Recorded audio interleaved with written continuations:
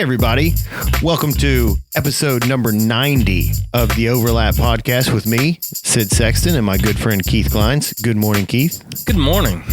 And we're sort of back on a morning schedule. Fine, no problem. But we're easing into our a better, more regular routine after Keith's sabbatical and getting back on the horse. And we've got a long list of topics and things that we want to discuss. But first, Keith, how you been, man?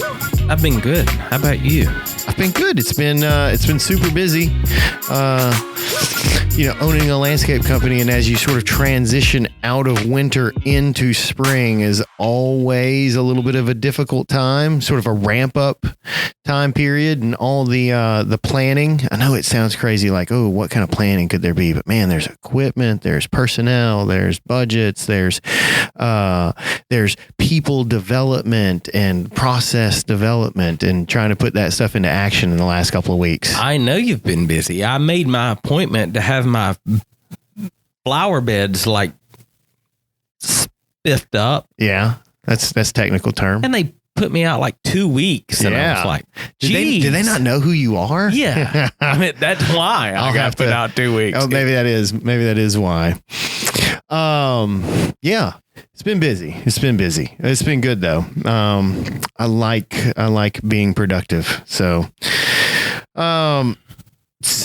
today's episode really is, we took a bit of a little turn on our list of podcast topics to touch on something, an epiphany of mine, an aha moment, if you will, that I had just this week. And here's what I wanted to talk about, Keith. So those listeners that have been around for a little while, and Keith and I are kind of on this EOS game, not kind of, we are. So that's EOS is based on a book called Traction by a guy named Gino Wickman. And EOS stands for Entrepreneurial Operating System, which I'm not a big fan of that name. I don't know why, but EOS works for me. But it really is a framework in which you operate your business, and really how your leadership and all your other team members communicate. And if you're a solopreneur, you can still use EOS for your vendors or your contractors. They can fill seats in your, what they call in EOS, accountability charts.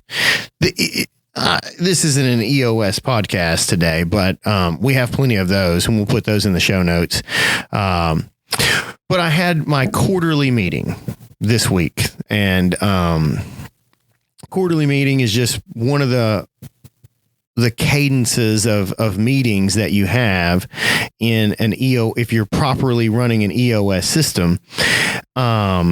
And most businesses have quarterly meetings anyway. Some things do per quarter, typically anyway. My experience is most businesses don't have meetings.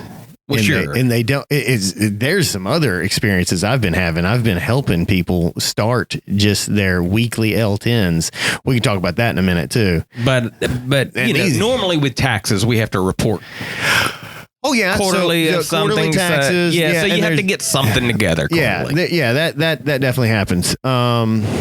Yeah, for sure. So this quarterly meeting, I'm going into it. I've been busy. We've been pushing a lot of different things. There's been a lot of planning and really a lot going on in life too. Just spring, right?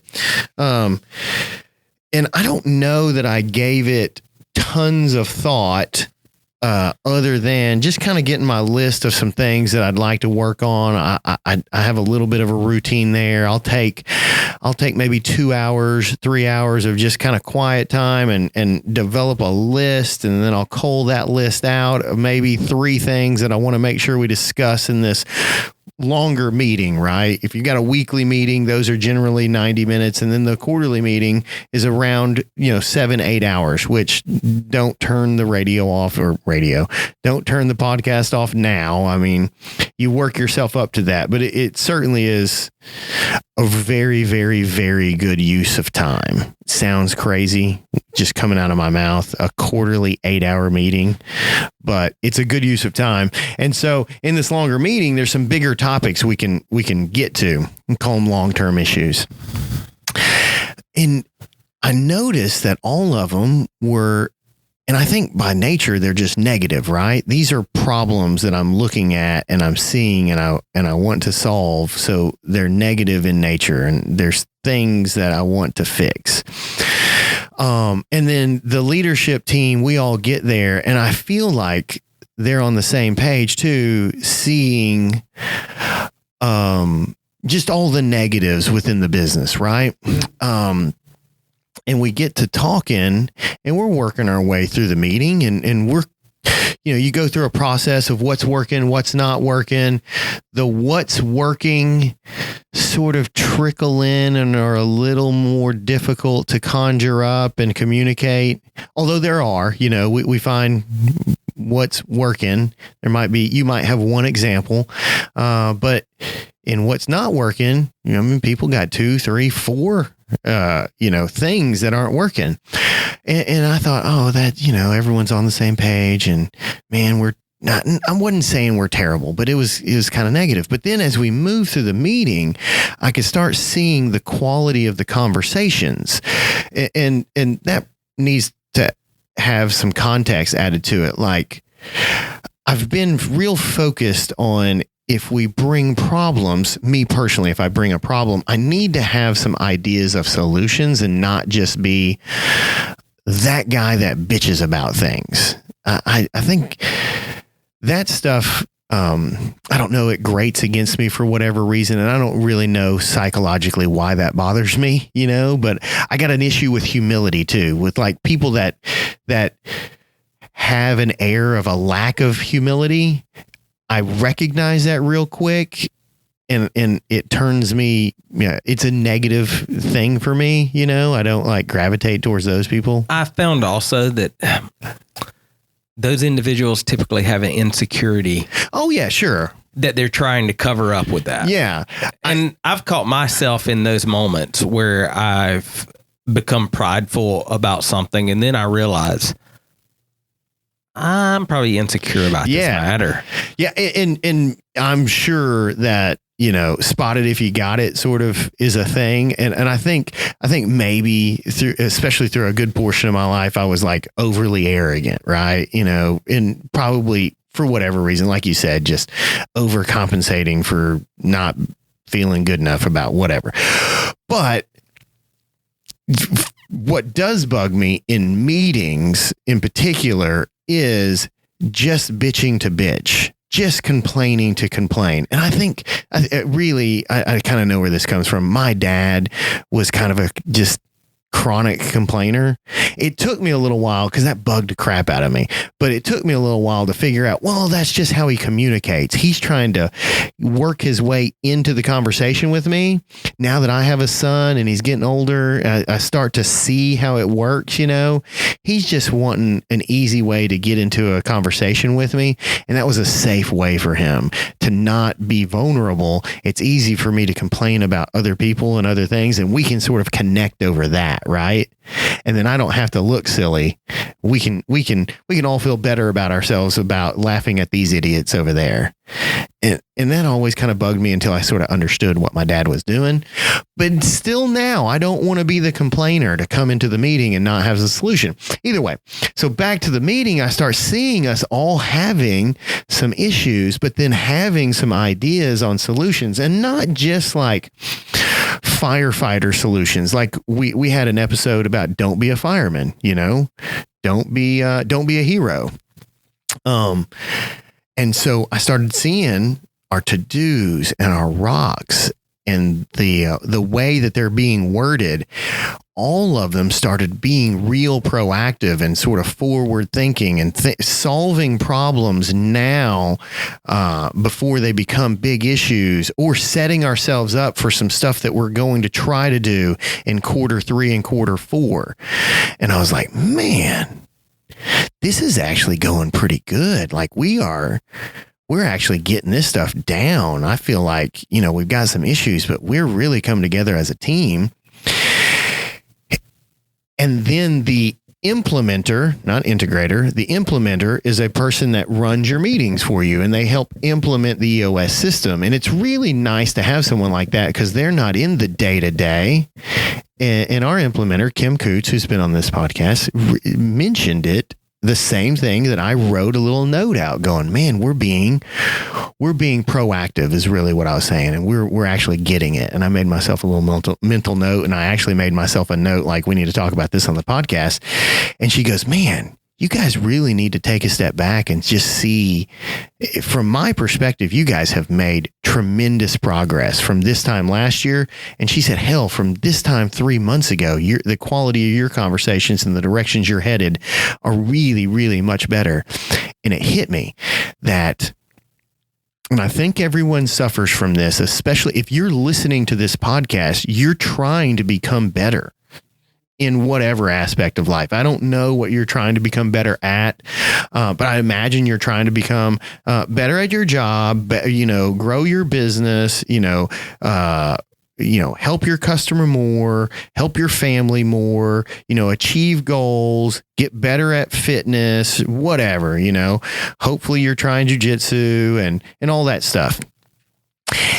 So if you're in the game, and you and I were kind of talking about this before, if you're in the game, you're really seeing in your algorithms for your social media and your podcast and everything else is talking about all it. It really is all these people doing great things, and it's inspirational. But then eventually I start, and this was the crux of the issue that I was telling Keith about earlier, is the crux of the issue is I'm comparing my insides to everyone's outsides all day long. And it starts to beat me down eventually to where I think that everyone else is doing so much better because I can see the warts. I can see the mistakes. I can see, the setbacks in fitness. Gee, everyone can see the setbacks in jujitsu. That's pretty easy. I got tapped like 3 times in 5 minutes, like the other day. In business, it's a little more ambiguous, but you can really see like the customer complaints and the routes off schedule and not meeting these goals and all that stuff. And you see everyone else looking like they're doing so well. It's kind of the social media culture, right? It really is. Like the social media culture is going to show you everybody's polish. Yeah. When you're comparing not having any on. And I've got direct insight behind the curtains within my life and in my business. Right. And we all do that. And so I think that can become toxic in a way when you're looking at everybody else's highlight reel, comparing your real life to that. Yeah. And this is how I always say and in businesses do the same thing. I told you, I was talking to somebody yesterday and they were telling me about everything that they were doing. And I was thinking, and everything that they were buying. And I was like, I don't have that. Yeah. Why am I not? Why don't I have that? Why am I not able to do that? And really what the thought is why am I not successful enough to be able to do those things right there?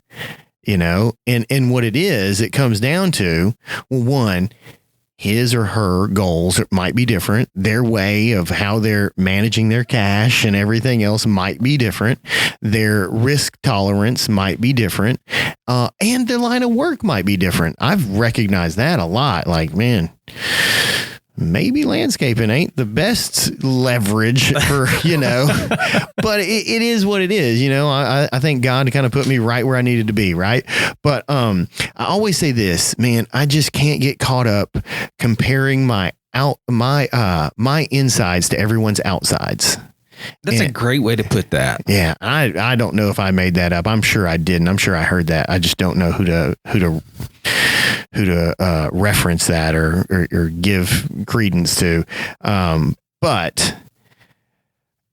so the idea for this conversation is give yourself some grace. If you're on this path if you're listening to this podcast, if you're trying to do well, if you've got the, the discipline freaking algorithm going in your social media, yeah, man, give yourself some grace. You're playing the long game. That's the point I was trying to make a little bit ago, is the algorithm's the great way to put it, because everybody coming up in my feed is, if you're not doing everything right, if you're not disciplined enough to make this happen, then you're pretty much a loser. Yeah, exactly. And so we never look back and see. We just hear that every day, and we don't really look back and see how far we've come. Exactly. That happens in family. It happens in like my talks with my wife is, how much do I go home and say, we need to do this, we need to do that, we need to do that. And how much in my business do I get up and say those same things to my people and never say, hey, let me tell you what we've done. Yeah. So with that, I think, a couple things that came to my mind is that, number one, thank God I'm having a quarterly meeting with an implementer, someone from the outside that can sort of help. At least I was having the idea, but she really helped affirm it. When she mentioned that. And then two, we mentioned this on a couple of podcasts, that it's really tough to live a life of significance without frequent recalibration. It's easy. It's real easy to get caught up in the chase, striving for excellence or striving for whatever. And in that striving, I get, I don't know if that's dopamine or what, I'm moving forward and it's driving me forward, but I don't often sit back and look at like how far I've come, and I think that's a really important aspect of it, is you gotta somehow find a way. If you're not running EOS and you're not having quarterly meetings, no big deal.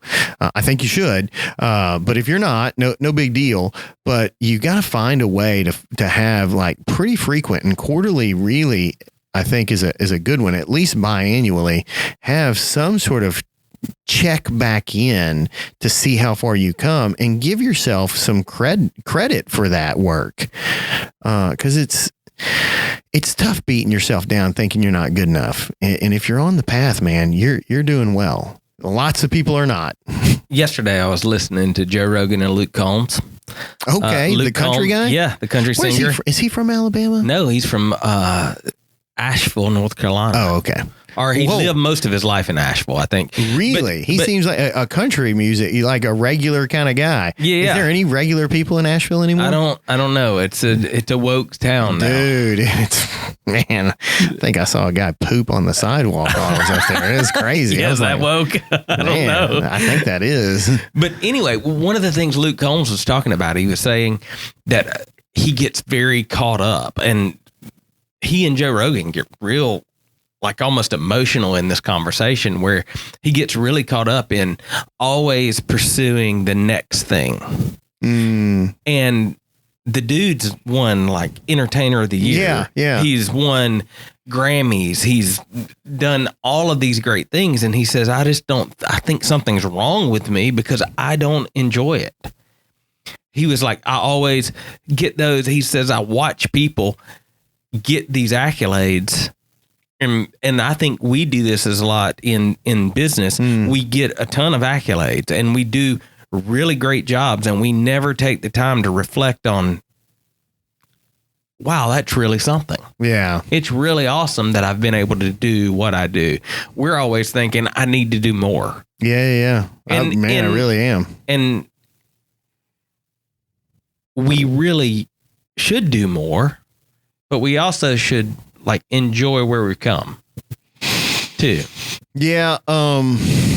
Maybe that's, and again, I've said this a lot too. There's no such thing as real balance, but balance is dynamic pressure, right? Pull one side, pulling the other, and the other side pulling the other, and you sort of find balance that way. So maybe that's just the deal, is you got to just reset every so often and sort of take a break and enjoy the progress that you have had. And maybe at the same time, you can sort of find the holes where you didn't do as well as you should have or could have. I should certainly work on mobility a lot more, you know? Oh, me too. After the clean and jerk clean, the squat cleans yesterday, I was feeling it.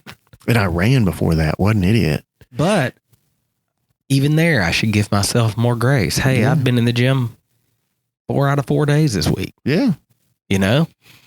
Yeah. I did jiu-jitsu 4 days this week. I worked out 4 days this week, but I always look at that I missed this morning. So, like, we should just give ourselves more grace. That's really my that's my aha moment, is that we need to give ourselves some grace, really take a moment and see what kind of progress we've made, and really remember that we're playing the long game. You know, the long game is just being patient, and where am I trying to be in 5 years? You know, in 5 years, I'd like to be even more fit than I am now. In what capacity? I don't know. Is that more muscle mass? Is it more cardio? Where would I like to be in business? Is it, another location? Is it, a different service? Is it, where would I like to be in my relationships? Is it whatever? I don't know how to quantify that. Even with this podcast, I can get down in the dumps. And we were talking about like 35,000 listeners a week. 35,000 listeners. Who gets that? That's kind of shocking to me. We're shooting a computer right now, like up on this little monitor they've put in the studio for us. Yeah. They've like built this place. We have like a room that a producer's going to sit in. Like, that's pretty big. Yeah, we're making progress. And all I look at is we just need more. Yeah, and I think the trigger for that for me is the recalibration, the recheck, the check-in, and maybe it's a gratitude list. Maybe it's listing things that you're grateful for, that you've accomplished. When you were talking about that, everyone was really quick to point out the things that you were doing wrong in your meeting yesterday. Negatives, So Rick Miller started having me write a affirmation list down. Oh, yeah. And it was amazing to me how hard it was at first to even get to the place where I enjoyed writing the things I was thankful for. Ooh, that's good. And if I look back in even my personal journaling, I probably write about the stuff I need more than the stuff I'm thankful for. That's it. What do you think that is? Why do you think it was difficult for you to write down? I felt guilty in some ways. Why'd you feel guilty? I love to tell God that he's blessed me. Mm-hmm. But I don't know that I like to talk about the blessings all the time. Why not? Because I feel guilty. Why do you feel guilty? I don't know. Okay. Why is it natural?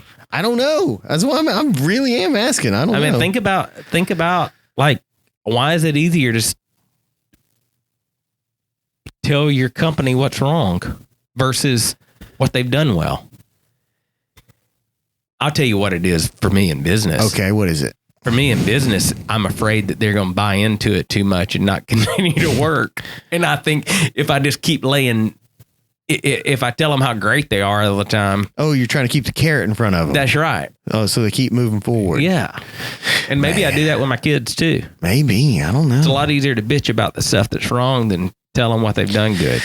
Well, if we're going to talk about people and that style of leadership, and I'm not saying that that's what you really subscribe to, but in your mind, you're thinking that, man, because I love the growth. Yeah, man. I do too. I love growth. I'm kind of addicted to it. And so in my life, even me telling myself, I got to keep being better. I got to keep doing better. I got to keep doing this. Well, and maybe this phrase that Rick Miller said that's always stuck with me, maybe it applies to us personally, is that people do good work or people do good things because they feel good about it, not because they feel bad about it. And I was like, huh?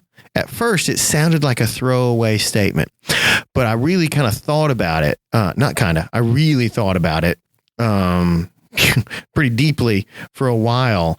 And it's pretty profound as I started to kind of unpack that. And what he was really telling me, and this was, that year I worked with him, he's like, man, people don't want to get bitched at. People aren't motivated by you cracking the whip. People aren't motivated by you coming and yelling at them. People are motivated because they feel something good about accomplishing something. They feel good. They feel motivated because they feel like they're making progress.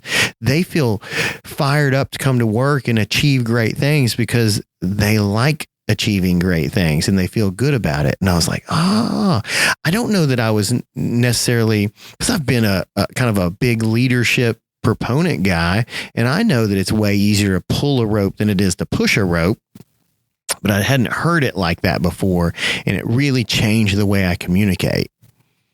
And I try to coach that with our leaders too. People do good things because they feel good about it, not because they feel bad about it. And I'm like, oh man, that's good.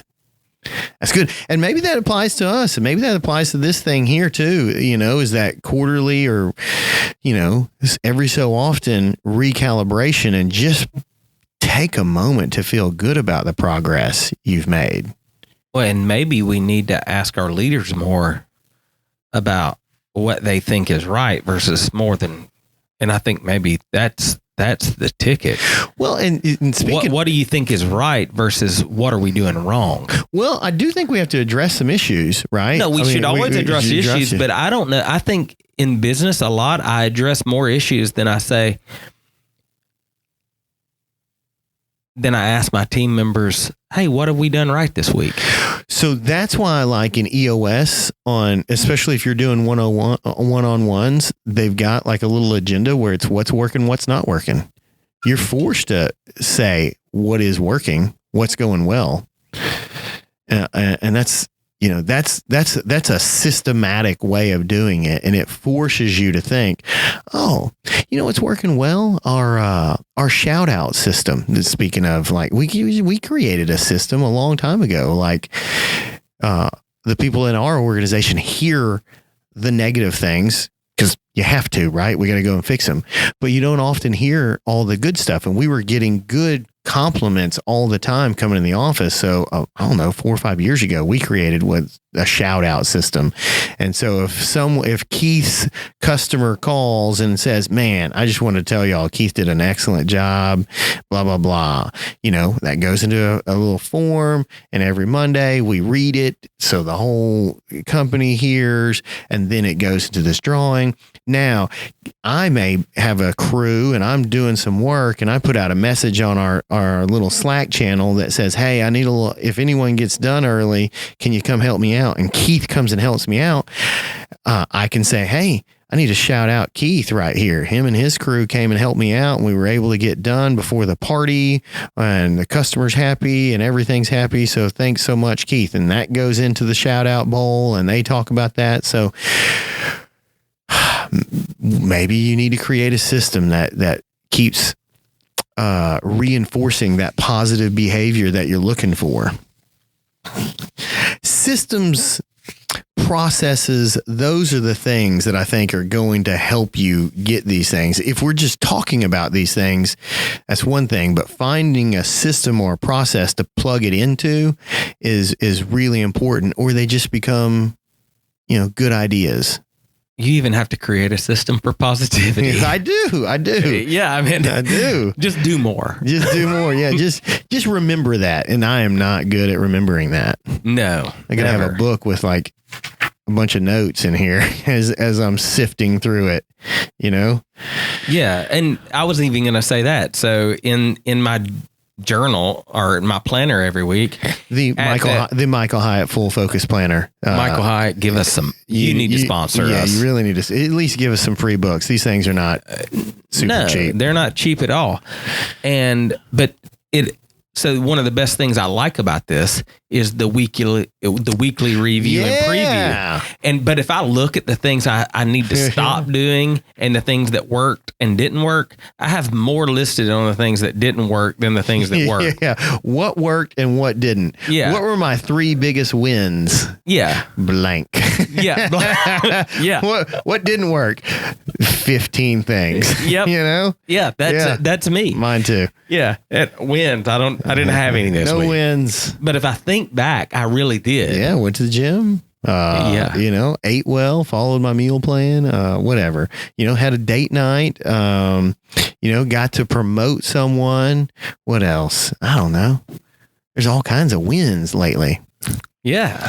So everywhere. That's my idea, man. Give yourself some grace, especially if you're on this path. We're playing the long game, and it may take you 3 years. Let's take jujitsu.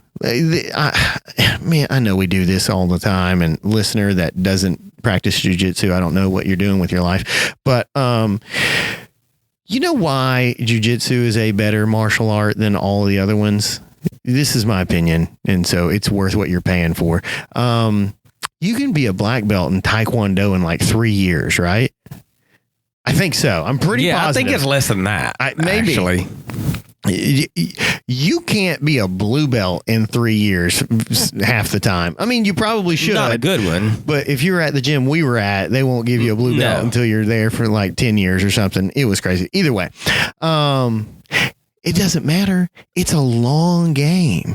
And like by the time you get to be a black belt, that's probably 15 years, maybe 20 years of, messed up fingers, messed up ears, got a little knee thing, got a groin tear, a few tournaments, getting choked until you're unconscious, getting back up, figuring out why do you always fall into a triangle, not falling into the triangle anymore, but now you move, that doesn't happen anymore, but now you're always getting caught with a Kimura, 7 years in, I should know this stuff, and I don't know how to play De La Riva guard. Why do I not know how to, it's a long journey. And even when you get to be a black belt, you've kind of arrived, but you still don't know everything. Oh man. It's a lifestyle. I'm coming up on, and I guess you are too. You're coming up on 6 years of 6 or 7. It's 6? Right at 6. Yeah. Okay. And just Tuesday rolling with Jose. Oh yeah. I literally got up, took my belt off, threw it down. Yeah. And I love it when you do that. I said, I don't deserve this. Yeah. I love that. And I've been doing this 6 years, but he made me feel like I just started. Have you rolled with Travis lately? No. Yeah. He will tap you. He's awesome. And he's been doing it like 2 years. Yeah. Now he's had some amazing coaches. He lives moved him in his house. Yeah, he lives with a bunch of Brazilians, and he trained, especially at first, like 3 times a day. Yep. He's built for it too. He's super good. Yep. I wanted to get upset about it, and I'm like, I'm not going to get upset today. I'll get upset tomorrow about it. He's super good. Some people are just, some people adapt to it much quicker, but jujitsu is a really good example of life, I think. And I think the skill of jujitsu is a really good parallel of the skill of life. And the skill of life could be a number of things, like patience, love, tolerance, mentorship, all that stuff. All that stuff happens in jujitsu, and you can't really help anyone in jujitsu until you get to be good enough to help someone. And I think the kind of same goes for business. A business too, man. That's good. Business is the way that you run your business is a depiction of your life pretty much. Yeah. And I can't play at jujitsu. I can't go and compete in jujitsu until I have a game. I've got a game in jujitsu. This is what I do, and my game, if I'm going to compete against you, is to get to that game faster than you can get to your game. And then if you do your thing, I got to have a counter to that. Business is kind of like that. You got to have a game plan. You got to have you've got to have some unique selling propositions, I guess. You got to have a way that you do things. You got to have a reason that the customer buys from you. And in jiu-jitsu, I've got to have a way that I'm going to win that competition. Hey, I want to talk about my friend Ross Sykes at Homefront Lending. He's a mortgage broker that can help you find a home when you don't typically fit in the norm and get you financed. Reach out to Ross at hflend.com. He specializes in mortgage products for first-time homebuyers, veterans, and self-employed borrowers. They are in the business to serve you beyond the transaction. At Homefront, they are always honored to serve. hflend.com. Hey there. my good friend Steve Bousquet and his partner, Christine Era, the owners of Green Profit Academy, are super excited about a new product they've got coming out. If you didn't know, they're the authors of Profit First for the Lawn Care Business. And it's a book written by Christine Era. Steve plays a big role in sort of adding to that. But they've got that book. It's already out. But if you're an audiobook listener, and you just learn better by listening, they've got the audio version coming out. And I think this is really cool. They've got Christine Era narrating the audiobook, and she does a really good job. I've heard some clips of it. It's pretty fantastic. And Mike Michalowicz, the original author of Profit First, he reads the foreword. And so they've got a book launch that's going to come out on their website, Green Profit Academy, and you should stay tuned for more information about that. They're going to have some giveaways. They're going to have some other special deals going on. But the book itself, the audio book, will come out September 12th, so please be on the lookout for that.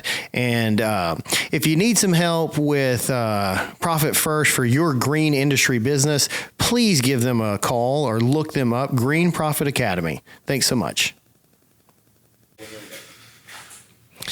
Okay, guys, everyone knows if you're a business owner, a business leader, or you're just a person in the world needing help with accounting, you need a real partner.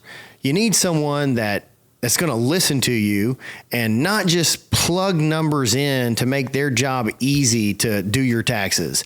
At least that's what I want. I've been through a lot of accountants in my life, and I have yet to find one even remotely as good as Johnny Baranco. He's the owner of Baranco and Associates, and he's the kind of guy that really doesn't manipulate your books to make his job easier. He really is trying to give you insights into your business or into your financial planning world. Whatever your goals are, he's there to help. And so I just encourage you to give him a call. Baranco and Associates, look him up online. It's barancoandassociates.com, and just see if he can help you. He really is the accountant that I recommend to everyone, even before he was a sponsor of the podcast. So please, if you need an accountant, just do yourself a favor and give him a call. Golly. So grace. Kind of went down jiu-jitsu. Sometimes you just need to give yourself some grace. I do think you need to give yourself some grace. It's a long game. Webster's dictionary literally says it's courteous goodwill. Is that what grace is? That's what grace is. Look at you, Jamie, with the looking it up. Yeah, so that's my thought for this week, my epiphany moment. So, and I think lots of people suffer from that. And you need that towards your leadership. You need that towards your team members. You need to show them courteous goodwill. And a lot of times we don't. Yeah. And you need to show yourself grace. Yourself. I think this was the point that I actually had kind of written down, and I didn't really touch on it, was that you ever heard the concept that the world is a mirror? Yes. Okay. So, or a wind or a mirror back at you, that kind of thing. So like the easiest way is if, everyone you meet in the day is an asshole, it's not everyone else, it's you, and if everyone you run into you distrust because you think they're trying to get over on you, you're actually the person trying to get over on people. How you think is how you think everyone else thinks, that kind of deal. And so when you said we need to give ourselves some grace, I think we have to give ourselves some grace first. This is some real woke stuff here, like if we show ourselves grace and we sort of, we give ourselves some leeway, then I think it's a hell of a lot easier to do it towards others. If the self-talk is always real negative and the self-talk is always real, demeaning, we're probably going to be that way towards others. How we talk to ourselves is how we talk to others. And I think that's one of the critical little components there too. Man, that's a great indicator. If you catch yourself talking down to people, you may want to look at the grace that you show yourself. Yeah, man. There's something going on. Probably there's something going on. There's something going on with you. Because you don't, I mean, we can say that. I can say this with pretty good certainty that if you are doing that, you don't want to be that way. No one goes out their day or starts their, the new year going, you know what I'm going to be? I'm going to be more of an asshole to people. That doesn't happen. But you get caught up being an asshole. I get caught up being an asshole. Most of the time I'm just driven, but I'm forgetting the fact that, some things that I know people do good things because they feel good about it. I forget that, how I talk to myself is how I talk to others, and I probably haven't given myself grace, and I haven't taken the time to have some gratitude in my life for where I've come. And here we go. If you're running an organization and you're saying you have to do this and you have to do that, and you're not changing those words up every once in a while going, you get to, then you're probably missing the point. You're probably missing why you started that business in the first place, why those people are on your team in the first place. That's one thing. Now that we're kind of getting into the subject even further, that's one of the things that I probably do a pretty good job of. If there's some things I do pretty good, I will catch myself going, man, I got to do this, or I got to have that conversation or whatever. And I've been able to, especially the last 4 or 5 years, kind of really flip that going, I get to have this coaching opportunity with this individual that's on my team. And hopefully I've got an opportunity to positively affect their life and the trajectory of their life. And maybe even, especially in the line of work we do and the people that I work with, maybe even help change their family tree. How I talk to them might be how they talk to their kids, that kind of thing. I think that's important. Definitely. So one of the things that I catch myself doing is I have no problem showing grace to people that are far from me. Oh, yeah. The people right around me, my family, my team members. Yeah. Familiarity. I call it expecting more out of them. Yeah. But I don't think it is. I think it's just familiarity. I think it's familiarity, and it's, here's what I think, especially when it comes to kids, and I've checked myself on this quite a bit. And really, I checked myself on this because of probably some of that introspection about my dad or my mom. Just like, I am not those people. Like, who my parents are doesn't necessarily dictate who I am. And I went through that early in life. No big deal. But when you have kids, I was getting caught up, especially early on, thinking that these are, not that they're a reflection of me, but they kind of are. But like, this is my work in life, and it kind of is. But like, they should have the opportunity to make mistakes, because I did. And if I'm trying to hold them to a standard where there's no mistakes to be made, I'm really not creating, like in leadership, creating an environment where we can learn from mistakes and have conversations. They're not going to talk to me about them if I create an environment where mistakes are not accepted. And which one's more realistic, that we have an opportunity to talk about mistakes when they come up, or that you're not going to make any mistakes. You know what I'm saying? And I've kind of shifted gears, like, I don't know, several years ago, because I would like catch myself just everything kind of pointing out at them. And I was like, man, what am I doing? I expect my kids to be more perfect than I am. Well, and a lot of times we call that keeping them from mistakes, but what we don't realize is we're not giving them the leeway or the grace to make them. Yeah. And it puts a lot of undue pressure specifically on children. It is not fair. My wife tells me all the time that on my youngest, who is my bonus daughter, by the way, even that I'm harder on her than I am any of the older kids. But I call it keeping her from mistakes, but I'm just not letting her live and make them. Yeah. We should allow team members, especially new team members. Oh my gosh. Guardrails, though. Guardrails. Guardrails. Like no drinking and driving. You know, no drinking and driving. No nudes. Yeah. You know? Don't be busting nudes. No nudes. And look, yeah, no grandkids. No grandkids until like you're married and set a little bit, you know. There's some pretty simple guardrails, you know. Those are some basics. Yeah, I'm glad my son did it right. Yeah. Exactly. He waited until he was married. There you go. It's always good. Man, we started with one idea and gone. Now we've gone to kids. All kinds of overlaps here. Oh, everywhere. Yeah, kids, man. Kids, team members, spouse. There should be some room for mistakes and some grace. Oh, that's who I'm probably hardest on. Yeah, me too. It's Stephanie. Man, if Jordan slow texts me, I'm getting a little wound up. I'm like, man, I text her 45 minutes ago about that thing, and it's not even a big deal. And I'm like, she's not even working.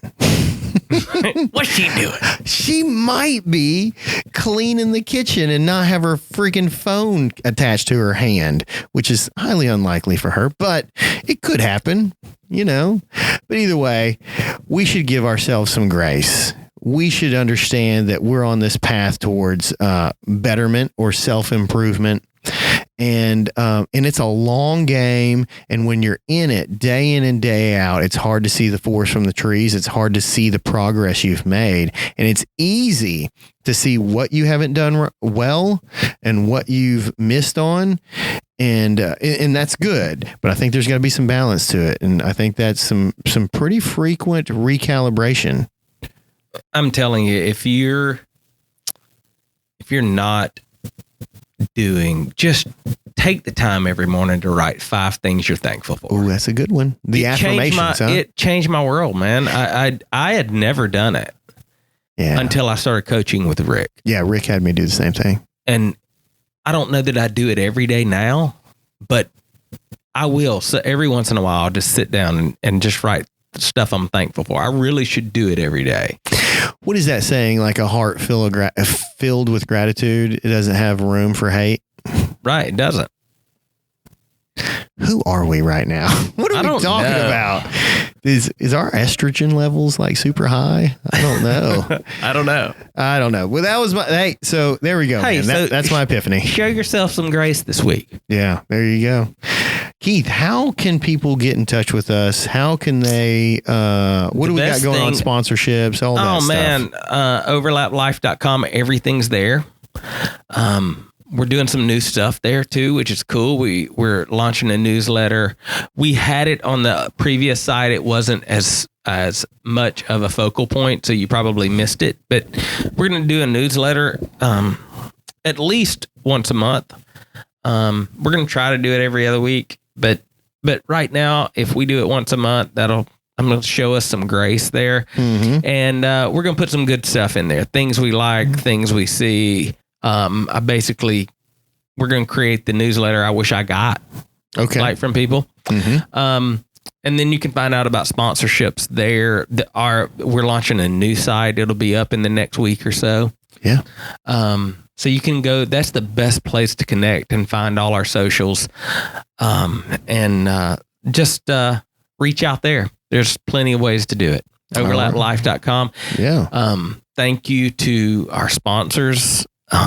We couldn't do this without them. Thank you to Coastal Community College for allowing us and putting resources into this awesome space that we get to record in every week.